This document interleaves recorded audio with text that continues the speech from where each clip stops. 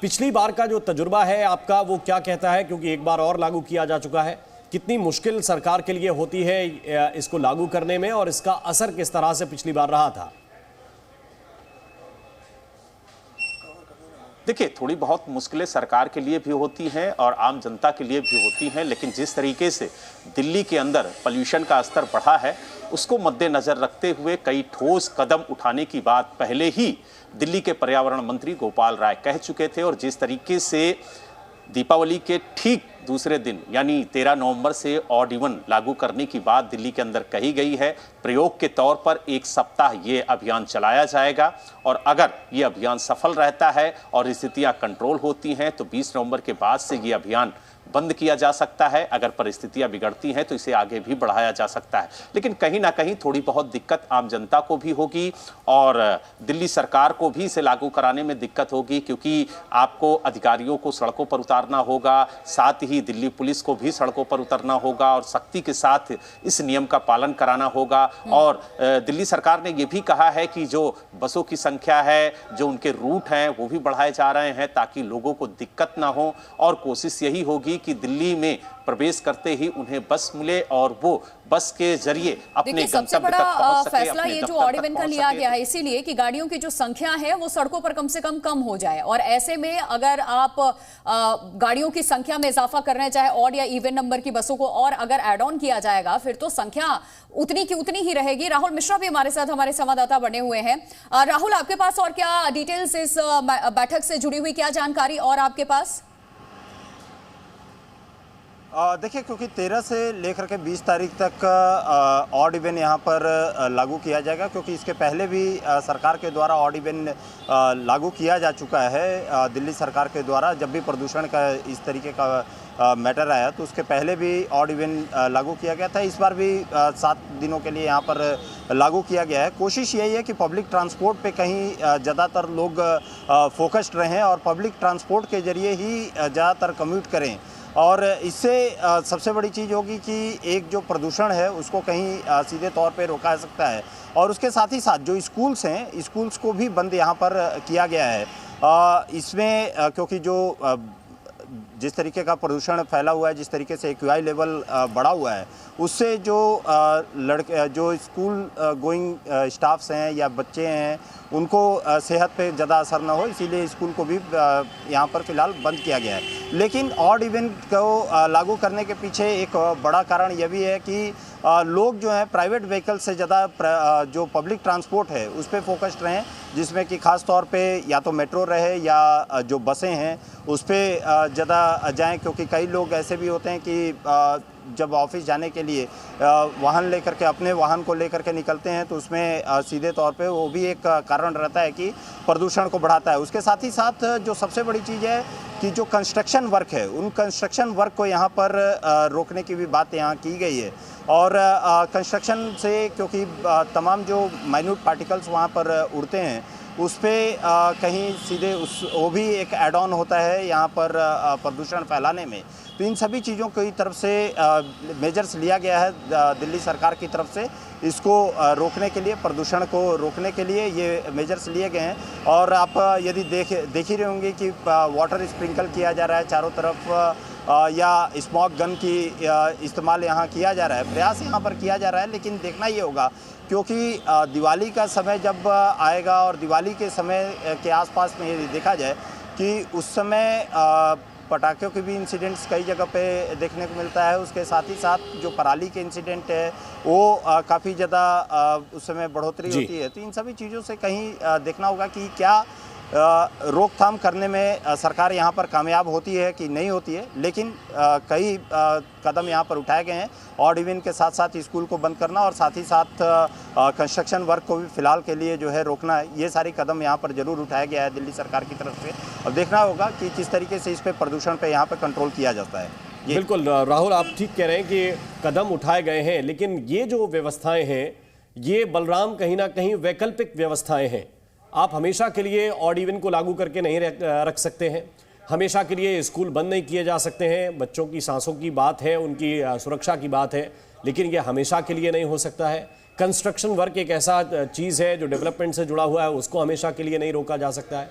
कुछ दिन के लिए कदम ऐसे उठाए जा सकते हैं, लेकिन इसको लेकर एक पूरी नीति बनाने की दिशा में क्या सरकार की तरफ से कोई बात कही गई है कि लंबे समय के लिए कुछ स्थायी समाधान निकले, उसकी दिशा में क्या हो रहा है? बिल्कुल, देखिए, अगर दिल्ली के पोल्यूशन की बात करें तो दिल्ली में पोल्यूशन 3 वजह से होता है।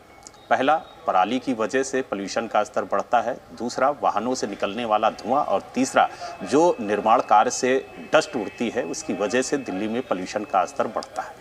और यही वजह है कि तीनों बिंदुओं पर दिल्ली सरकार पिछले कई महीनों से काम कर रही है। और यही वजह है कि दिल्ली के पर्यावरण मंत्री गोपाल राय ने केंद्रीय जो पर्यावरण मंत्री हैं भूपेंद्र यादव, उनको पत्र लिखा और पत्र में लिख करके मांग की कि दिल्ली के काम करने से दिल्ली में पोल्यूशन का स्तर कम नहीं होगा, जो पड़ोसी राज्य हैं उन्हें भी मिलकर काम करना होगा और पूरे उत्तर भारत को मिलकर काम करना होगा, तभी पोल्यूशन के स्तर में कमी आएगी। अगर दिल्ली काम करेगा और हरियाणा में पोल्यूशन का स्तर बढ़ेगा तो कहीं ना कहीं उसका असर दिल्ली के अंदर भी देखने को मिलेगा।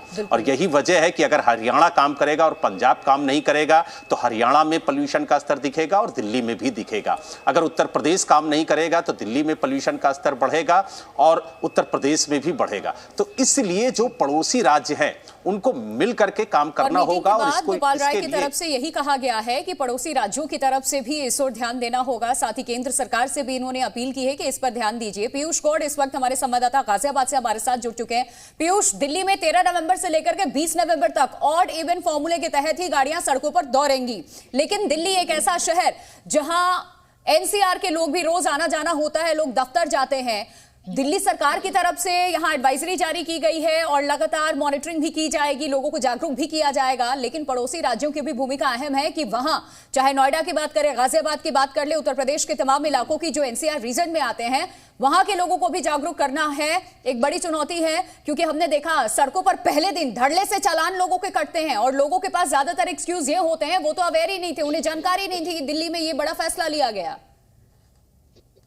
देखिए, निश्चित रूप से जो मुहिम है उसको जन सहभागिता या जन भागीदारी से ही सफल बनाया जा सकता है, क्योंकि इतने संसाधन तो शायद प्रदूषण नियंत्रण विभाग के पास नहीं है कि वो हर एक गाड़ी या सिविक एजेंसियों के पास नहीं है कि वो हर एक चीज की मॉनिटरिंग कर सके, एक एक पुलिसकर्मी को गाड़ियों के ऊपर तैनात कर सके। तो इसको जन भागीदारी बनाना पड़ेगा, तभी इस प्रदूषण से निजात मिल सकेगी। क्योंकि जो दिल्ली की समेत गाजियाबाद की जो आबो हवा है उसका AQI लेवल अब दम घोटू होता जा रहा है। 500 और 500 के करीब का स्तर लगातार यहाँ पर भी बना हुआ दिखाई दे रहा है। तो ऐसे में खुद से आगे बढ़ के लोगों को ये मुहिम चलानी होगी कि कंस्ट्रक्शन या डेमोलिशन वर्क है उन पर कहीं खुद से कुछ दिनों के लिए रोकथाम कर ले, जब तक पर्यावरण का सुधार ना हो। गाड़ी में खुद से वैकल्पिक व्यवस्था अपना ले, कार पूलिंग की व्यवस्था कर ले, या जो पेट्रोल वाहन है या डीजल वाहन है उनको तब तक सड़कों पर लेकर ना उतरे जब तक अति आवश्यक ना हो।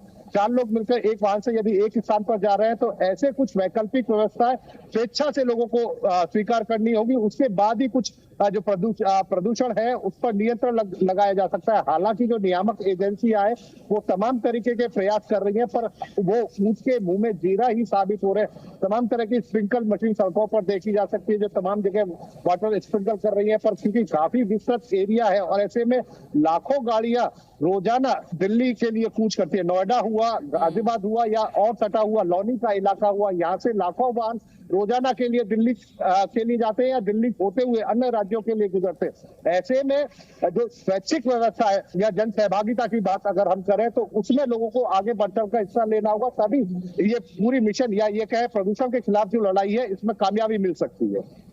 बिल्कुल। तो पीयूष इस वक्त हमें गाजियाबाद से रिपोर्ट कर रहे हैं, लेकिन पीयूष एक छोटी सी जानकारी और, गाजियाबाद का AQI एयर क्वालिटी इंडेक्स का क्या इसके बारे में सरकार या गाजियाबाद का प्रशासन उतना चिंतित दिखता है जितनी चर्चा दिल्ली में हो रही है?